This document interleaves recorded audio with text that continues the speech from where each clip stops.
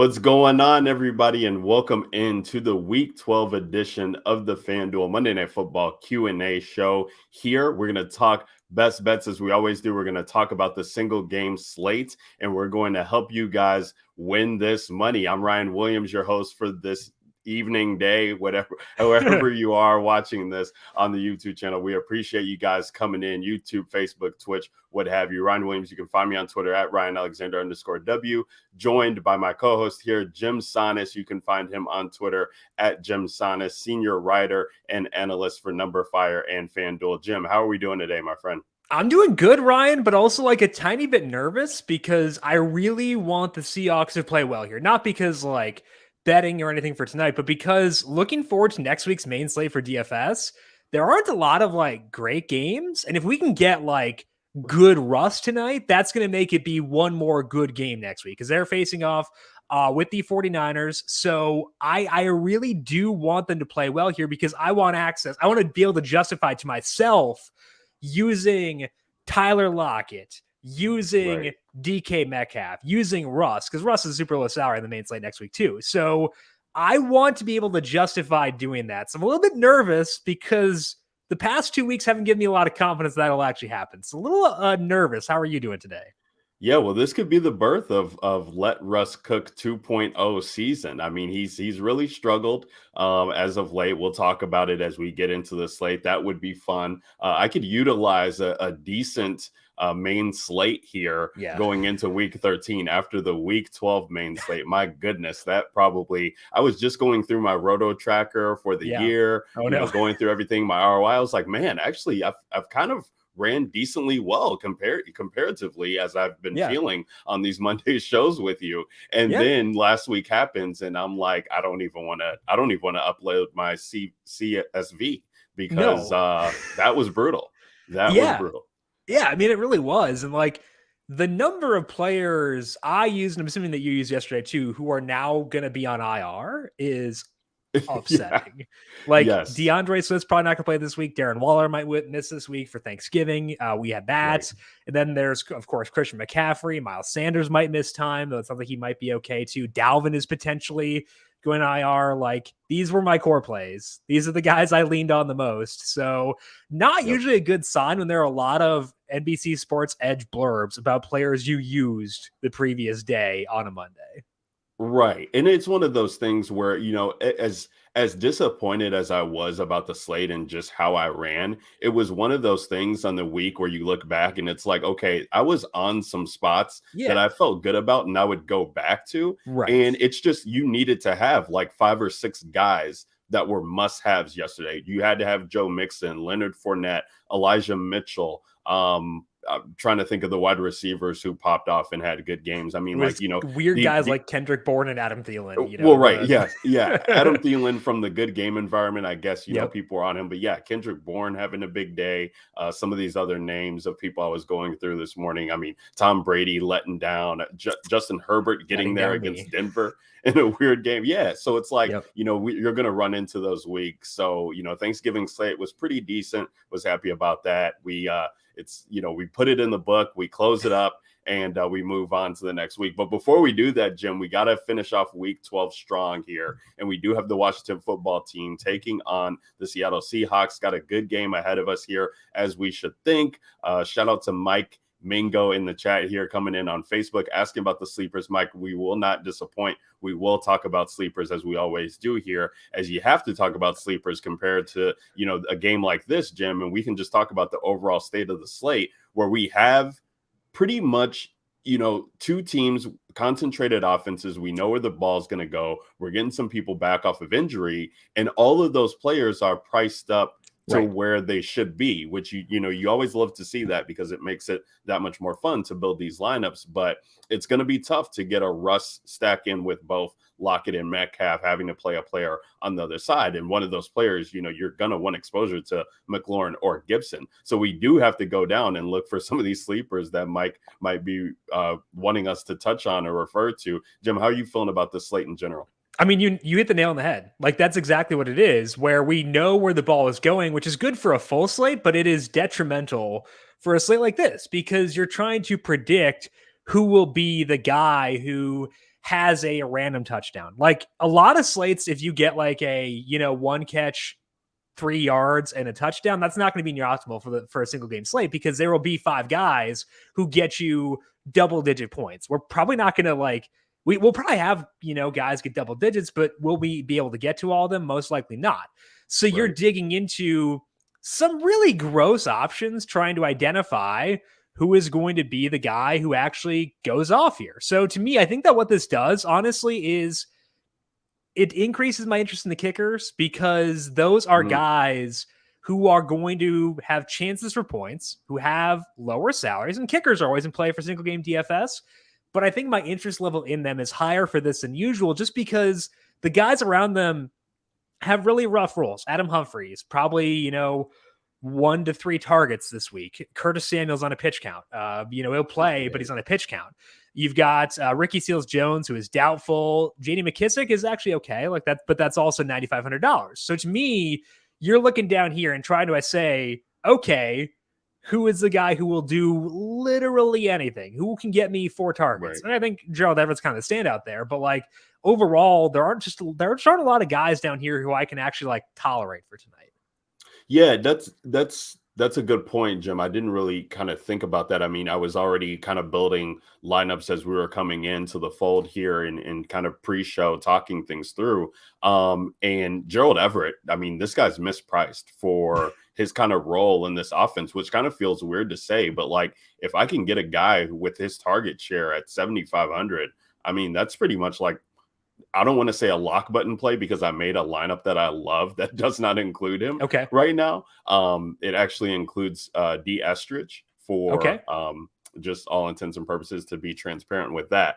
But yeah, Gerald Everett is probably one of my favorite plays here when you're just looking at, Washington football team being a pass funnel. You can't get to both Lockett and Metcalf comfortably. So who's the next guy that you can pretty much trust to have some share there, especially when they get into the red zone? And that's Gerald Everett.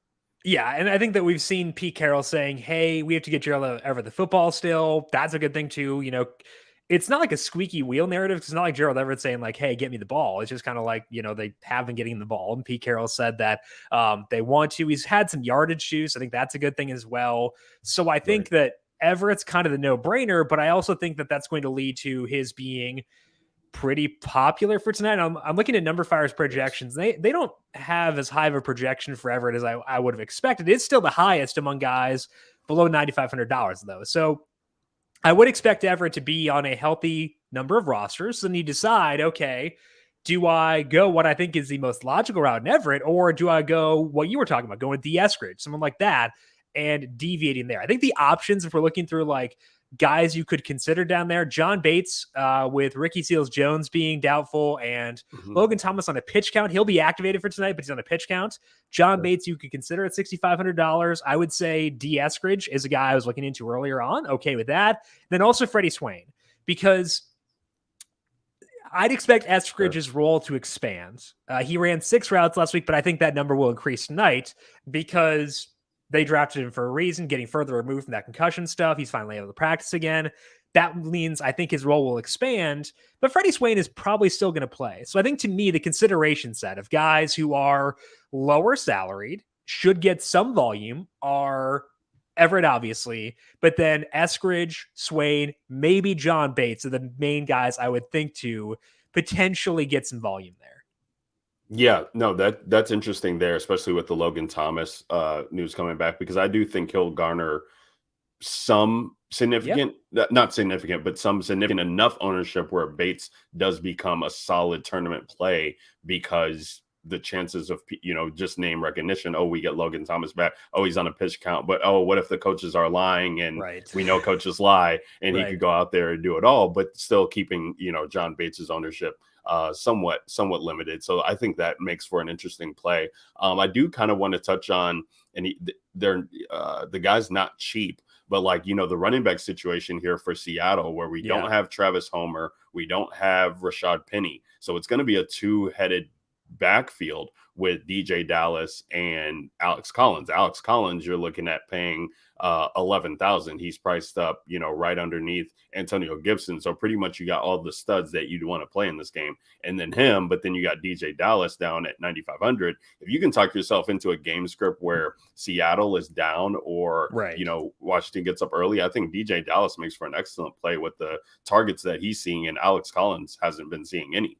Right. And I think that's the key way to think about it is, how do you think the game unfolds? If you think that Seattle gets the lead, it's probably going to be more Alex Collins, just because last week when they had Penny and Homer active, so this will expand. His role will expand from what it was last week due to the injuries you mentioned. 10 carries there, whereas Dallas had 4. But as you said, Dallas had a couple targets as they got down in that game. So I think that's the right way to view it. If you think that Washington leads in this game, DJ Dallas's role expands, and he's $9,500. So that's a good thing in terms of trying to expect him to exceed his salary.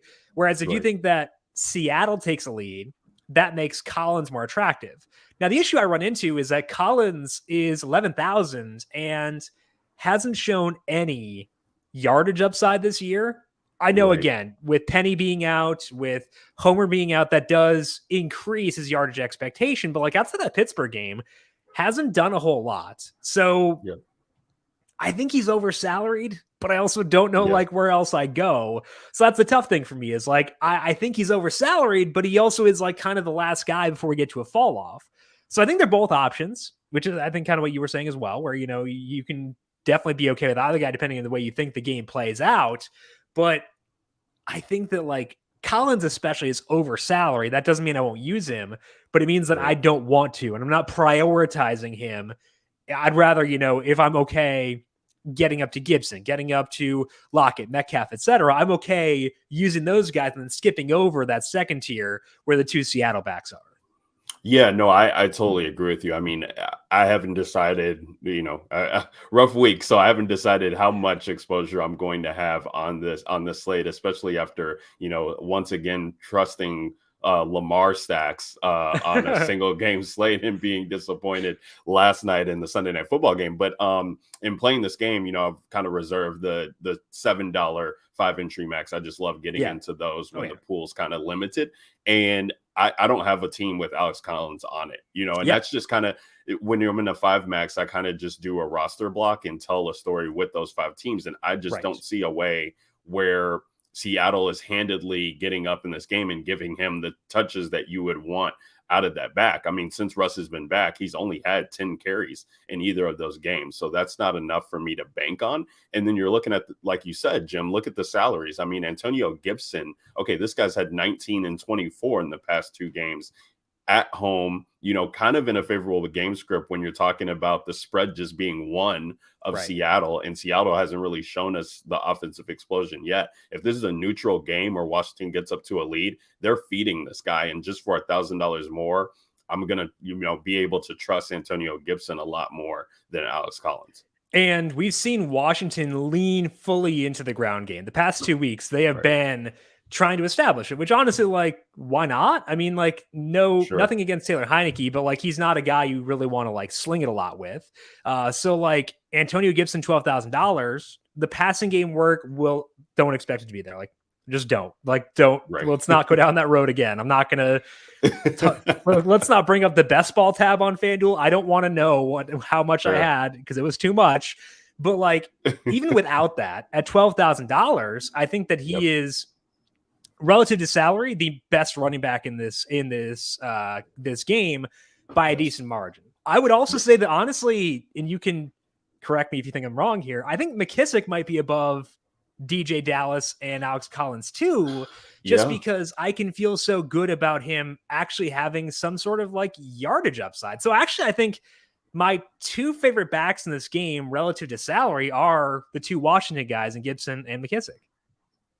Yeah, no, and I do have one of my 5 teams that actually does have McKissick and Gibson both. I mean, because this is just such a favorable matchup for running backs, Jim. You're looking at Seattle on the ground. They're giving up, the second most FanDuel points per game to opposing backs, just in general to running backs. They've allowed the most receiving yards to running backs. They've allowed, somewhere in the top 15 in yards allowed on the ground. But as far as attempts go, you're looking at them being in the top 10 as seeing ground attempts. So like in any game script, both of these guys can kind of hit and pop off. And, like I said, we kind of know for Washington, and we can talk about the ancillary pieces here, but it's like, I want Gibson, I want McLaurin, and then in any other game script that I can talk myself into, if I'm not playing Gibson, I think McKissick can be in there because the matchup on the Seattle side is so favorable for Russ if you stack them up appropriately. So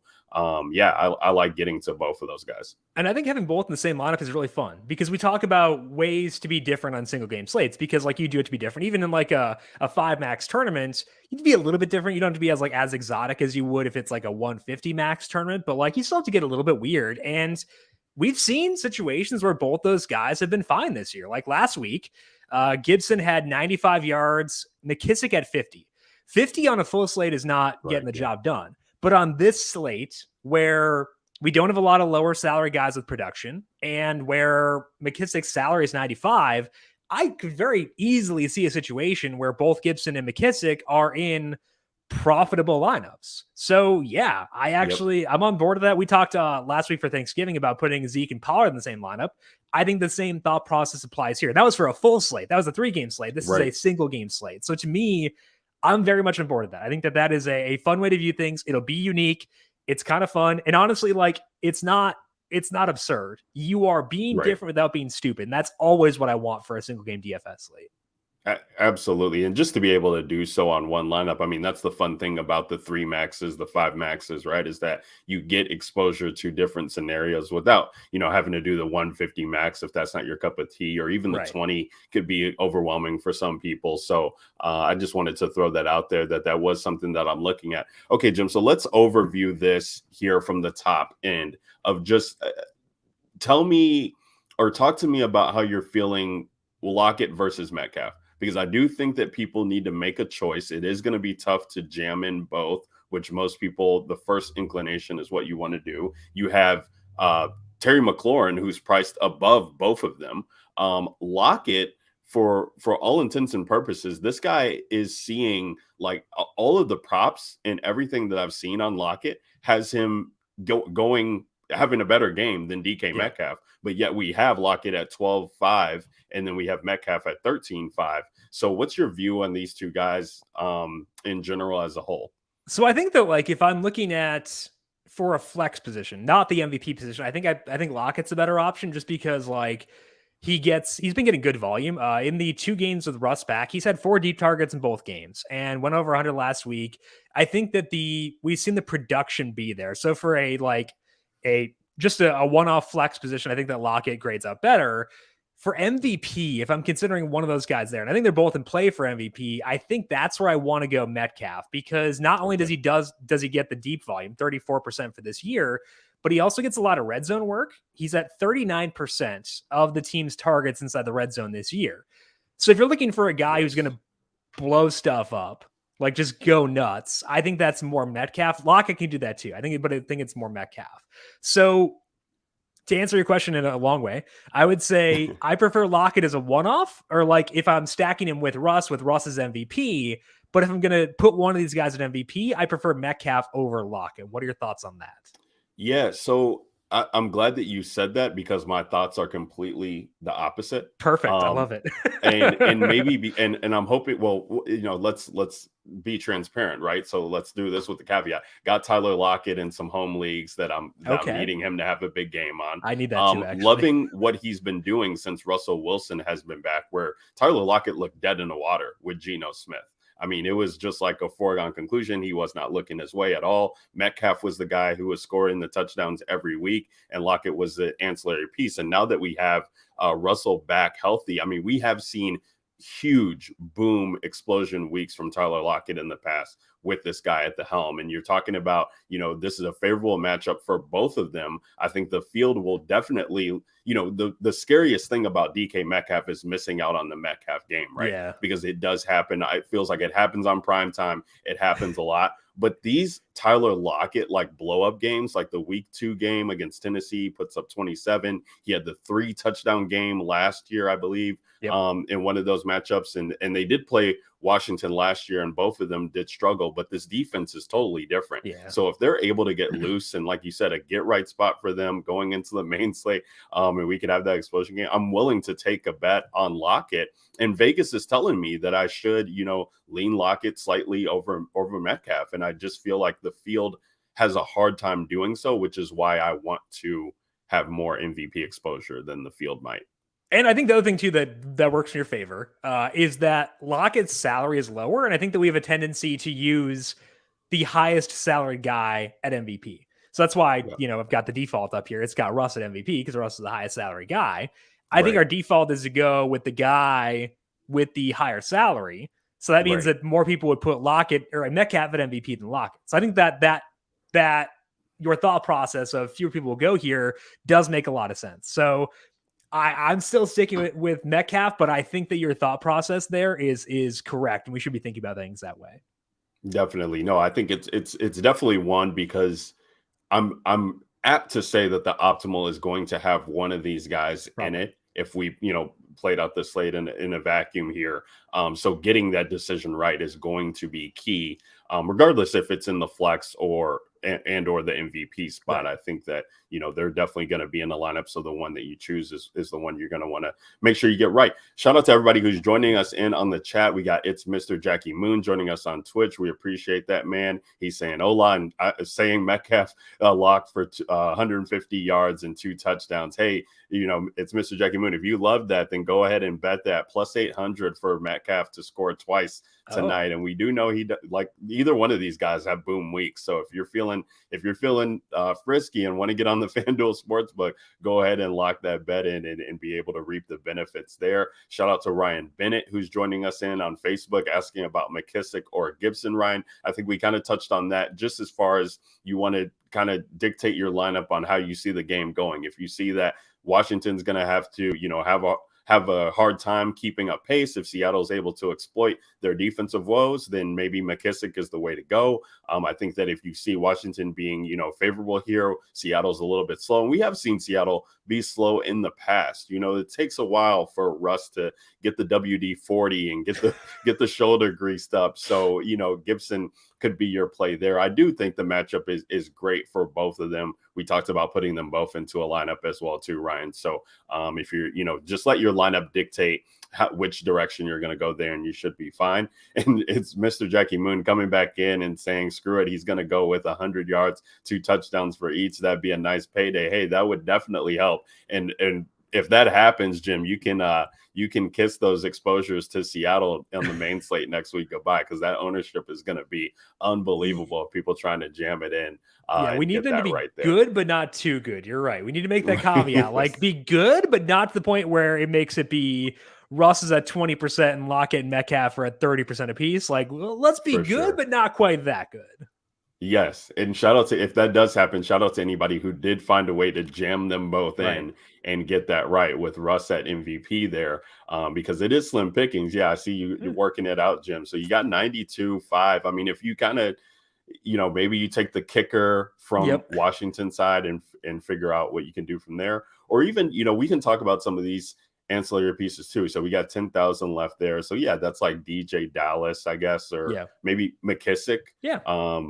If it's really an onslaught there and he's the only one who's on the field getting going, I guess it is more palatable than I originally thought. But that it is tough to like fade a guy like McLaurin just with his target share on the team. And speaking of which, Jim, before we get into kind of some of these best bets and talk about the FanDuel Sportsbook side of things, what is your read on the pass catchers here from Washington? We kind of touched on Logan Thomas versus John Bates there a little bit, but what's your read on these guys? Like, I think Curtis Samuel, and correct me if I'm wrong, I haven't seen anything as of late, but there was talk last week of him possibly being activated for this game. I know we saw Logan Thomas get activated. I'm not sure. I mean, again, I would expect him to be on a pitch count too, but that would just be another wrench in the system. This guy, Deandre Carter, speaking of 10,000 left in salary, he comes in at 10,000 on this slate, and he's been a guy who has been hot as of late. I believe 3 touchdowns in 3 straight games for him. Has kind of just, hey, somebody's got to pick up the pieces where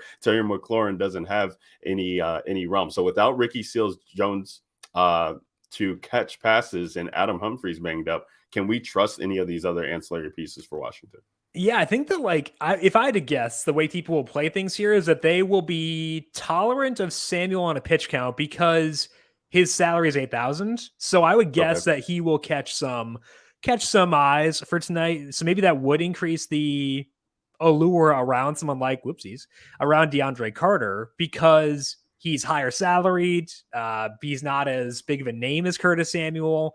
We're not talking about him as much because we're talking about Samuel coming into this game. So I would say that Carter actually does have some appeal in that sense where you're avoiding the Samuel pitch count and stuff like that and likely increased popularity.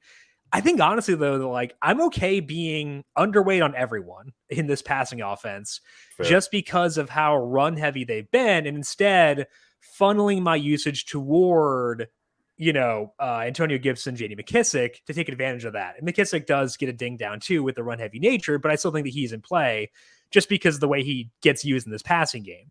So I think to me, I'm okay being a bit lower on McLaurin. I think I prefer Metcalf and Locket over him right now, just because the salary's higher. Maybe people will be afraid of guessing between those two, whereas they know McLaurin will be the guy. So I think to me, I would rank McLaurin behind Locket and Metcalf, and I think I'd rank the running backs above the pass catchers on Washington, just because I think this game should be competitive enough where they can be run heavy still. And that pushes me away from them just because I think the salary on McLaurin's pretty high relative to those guys. And I don't really want to guess with the Samuel, Carter, et cetera type guys. Yeah, McLaurin's the tough one because, they played in this last year. They did play. I couldn't remember. I didn't have it written down who the quarterback was, if that was a Fitzpatrick or Heineke game. But he did see 12 targets in that matchup, 7 for 77 against Seattle. Has seen double-digit targets, in a lot of games this year already. And the red zone targets, I mean, this guy has 10. Next closest is Deandre Carter with 5. Then you got Adam Humphreys, who might not even play, with 3. Right. So, it does feel like he is getting volume. And that is, getting to him and McLaurin is one that I like, lineups that I like to build. We can actually, I'm fine with sharing this. I actually had the lineup with Tyler Lockett at MVP. You can play Russ. You can play McLaurin and Gibson, and then that's where the D Estridge play came from, because I had the salary pretty much for him. So it's like what's that story tell? Okay, so Lockett is having one of his big games where he's having multi-touchdowns, so they need to keep it close. Who are the two guys who could keep it close? McLaurin and Gibson, and then just hope for the punt. Wide receiver that you get. You can take Eskridge, you can take Swain, and make it work. So that's kind of where I want to go. I don't want to guess, on these other ancillary pieces. And the other thing, Jim, too, is that, let's just rewind it back to the Thanksgiving slate, right? So if you recall, first touchdown in that game goes to Josh Reynolds, right?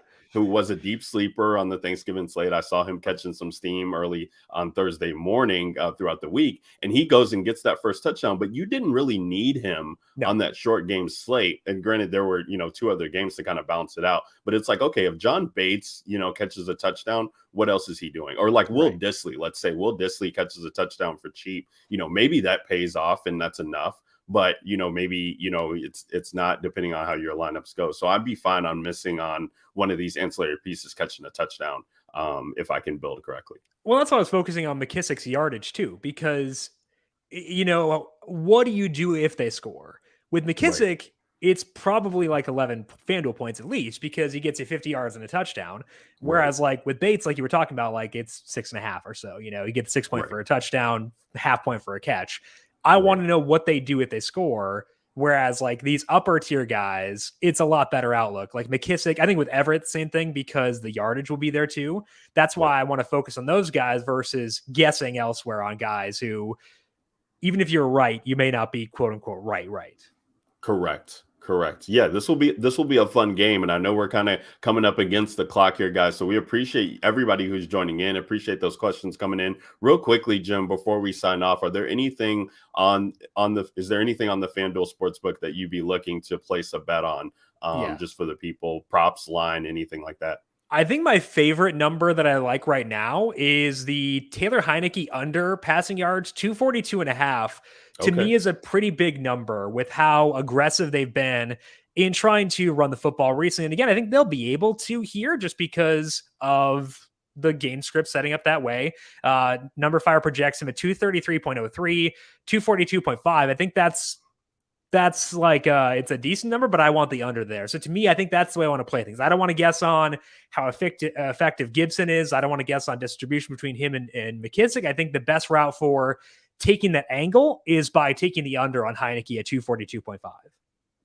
Awesome. Yeah, I think I definitely like that, and my lineups will like that as well. Yeah.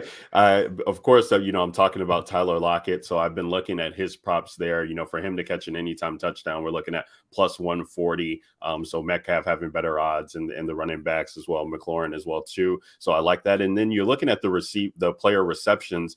Metcalf and Lockett are both plus money. Actually, Metcalf plus 126 at 5.5.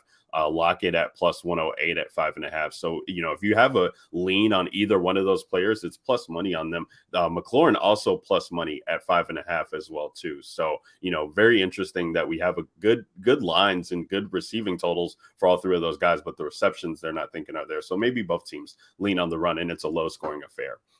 Lower scoring than we could expect, especially with the Island game. Guys, that's going to do it for us here. Monday Night Football FanDuel Fantasy Q&A show. We appreciate everybody coming in. Facebook, Twitch, YouTube. Speaking of the YouTube channel, make sure you're subscribed, follow the channel, even hit that little bell there. That's where you'll get the notifications every time we go live with all of our content. It'll be awesome for you to see. And guys, make sure you're following Jim Sonis on Twitter at Jim Sonis. This guy's doing great work there to get you guys prepared for the slate, for your redraft teams, everything under the sun.